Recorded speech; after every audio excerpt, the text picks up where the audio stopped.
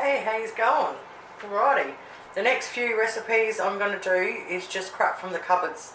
I'm running heaps low, but stay tuned. I've got some killer old school stuff coming up. As soon as I can afford to go and do a bit of shopping, I've got some ripper recipes. But the next few are going to be just stuff that I found in my cupboards. Right, so this pineapple recipe, I found a recipe and this is how I've written it. Pineapple, square tin, 180 degrees Celsius, 2 cups SR sifted, 1 can of crushed pineapple whole, 1 cup of castor sugar, chuck shit on top. That's from about 15 years ago, but funny as when I'm reading it, I remembered everything straight away. Alright, so 2 cups of sifted self-raising flour, 1 cup of castor sugar. So castor sugar is basically sugar crushed really fine. It's just really fine sugar if you're from somewhere else in the world, right? And if you haven't got castor sugar, I just chuck normal sugar in. Like, it doesn't rack it or anything. Something's better than nothing, right? Alright, now I've got 1 can of crushed pineapple. Alright, and you put the whole can in, juice and all. I'll write the recipe below. I haven't got my glasses on, so I don't know what it is. Alright, so you chuck the whole can in. Now, if you've got Malibu, I've shed a tear, I don't have any Malibu at the minute. If you've got Malibu, which is a coconut liqueur, so if you're from somewhere else in the world, it's a coconut alcohol. So if you go to your alcohol shop and ask for a coconut alcohol to cook with, they should point you in the right direction. So if you've got some, put 2 tablespoons of it in now. Alright, so we mix this up. Alright, so we preheat our oven to 180 degrees Celsius. And we get ourselves a square tin. Alright, now put some butter in the bottom of your tin and a little bit around the sides. So when you put your thing in, look at it, it's awesome. Look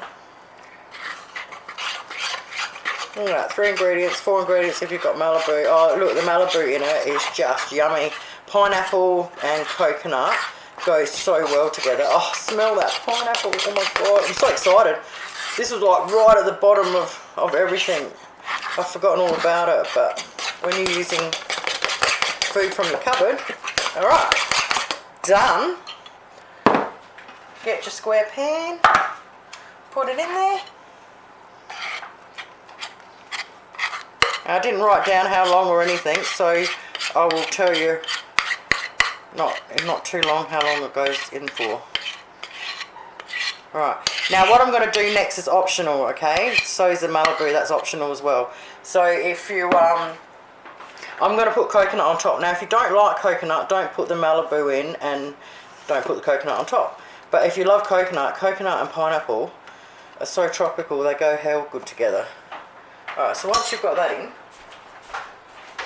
should be a bit more prepared. Get your coconut. So I've got some shredded coconut here, but you can use designated coconut as well. Any coconut. If you've got fresh coconut, cut it up really, really, really little or something and put some on top. They'll go all roasty and toasty. Alright, so I'm going to put a little bit of this on.